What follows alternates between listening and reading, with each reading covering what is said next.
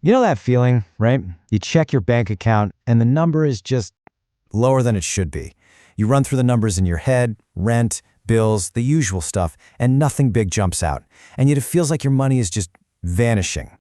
It's this nagging feeling that something's not quite right with your finances, but you can't put your finger on what it is. Well, what if I told you you're not imagining it? You're not bad with money. You're not overspending. What you're actually feeling are the very first ripples of a massive economic chain reaction. It kicked off in late February 2026, and most people, well, they won't grasp what's really happening until it's way too late.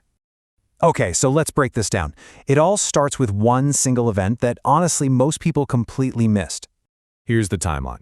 On February 28, 2026, a series of coordinated airstrikes took place in the Middle East, and the retaliation was swift. By the first week of March, the Strait of Hormuz, one of the most critical shipping lanes on the planet, was effectively shut down for the first time in modern history. Now, to understand why this is such a huge deal, you just have to look at this number, 20%. A full fifth of the world's entire oil supply that travels by sea has to squeeze through this one tiny, 21-mile-wide choke point. So shutting it down, yeah, that's not a small problem. In fact, the International Energy Agency didn't mince words. They immediately called it the single largest energy supply disruption ever recorded. Think about that. Bigger than the OPEC oil embargo in the 1970s. This isn't just another headline. It's a history-making event, and the consequences are just getting started. So here's the most important part to get. This isn't a single event. It's not one price spike that hits and then it's over. No, it's much smarter than that. Think of it as a series of 5 distinct economic waves, each one rolling towards your bank account on a slightly different schedule. Wave 1 is the one you've already seen. It's obvious, the price at the pump. But the real story here isn't just regular gasoline. The thing to watch is diesel, which surged over 40%. Why does that matter? Because diesel is the fuel that powers the trucks that deliver literally everything you buy. And that huge jump in diesel costs? Well, that leads us directly to wave number 2, your grocery bill. It takes about 30 to 60 days for trucking companies to pass on those higher fuel costs, so that process is already well underway.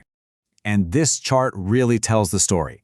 Before this conflict, grocery prices were climbing at a steady but manageable 2.5% a year. The new projection, 4.5%. That's almost double. So in a month or two, when your grocery total seems way too high, this is why. But wave number 3, this is the one you really need to be worried about. It's the fertilizer wave. Here's something most people don't know. The main ingredient in modern fertilizer is natural gas, and about a third of the world's supply of it passes right through, you guessed it, the now closed Strait of Hormuz. And this timeline shows why this wave is so insidious. Fertilizer prices already jumped 50% back in March. But you won't actually feel that pain until the fall harvest hits grocery store shelves in October. And by then, nobody is going to connect higher apple prices to a conflict that happened 7 months earlier. All right, wave 4 is going to hit you right in your vacation plans. Jet fuel has surged more than 60%. The airlines are not just going to absorb that cost. Analysts are already predicting that summer travel fares are going to jump by 15 to 30%. And finally, wave 5. This one might be the biggest hit to your long-term finances. Remember at the start of 2026 when everyone was expecting the Federal Reserve to finally start cutting interest rates? Well, you can forget about that. This new conflict is pouring gasoline on inflation, forcing the Fed to keep rates higher for longer. So if you were waiting for rates to drop before buying a house or a car or finally tackling that credit card balance, the math has completely changed. That relief, that cheap money, it's not coming this year. Okay, so those are the 5 waves coming at you from the outside world. But what makes this whole situation truly dangerous is what's happening on the inside. There's a psychological trap, a blind spot in our brains that is actively working against us right now.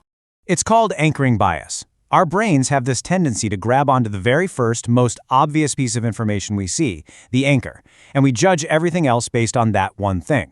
In this case, the anchor is the price of gas. And because high gas prices are annoying but feel survivable, our brain mistakenly files this entire massive crisis under temporary inconvenience. And this This slide is the result. This is the fork in the road. On one side, you have the reactive household. They just absorb each hit as it comes. They complain about gas but pay it. Groceries are more expensive, they just put it on the credit card. On the other side, you have the proactive household. They see these waves coming from a mile away and start preparing before the pain hits. They build up their savings, they attack their debt. The difference in their financial health after 6 months is going to be staggering. So, the only question that matters is, how do you make sure you're on the proactive path? It all comes down to a handful of non-negotiable steps that you can and should take right now. Here it is, your financial first aid kit. Step 1, you have to build that cash cushion, a 3 to 6 month emergency fund. Step 2, you have to go to war against high-interest debt, especially credit cards. 3, and this is so important, do not, I repeat, do not panic and sell your investments. 4, if you have any big expenses like travel coming up, lock in the prices now. And finally, step 5, start cutting back on the extra spending now before you're forced to. Let's just focus on that debt for a second, because this is a huge mindset shift. Paying off a credit card that's charging you 22% interest isn't an expense. It is a guaranteed, tax-free 22% return on your money. I mean, show me an investment anywhere else on earth that can offer you that. You can't find it. And as for your investments, your gut is going to scream at you to sell when things get volatile. Fighting that urge is the most profitable thing you can do.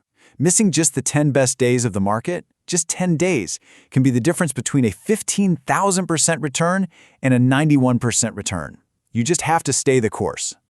Look, I get it. None of these moves are exciting. Building up your savings, paying down debt, continuing to invest, trimming the budget.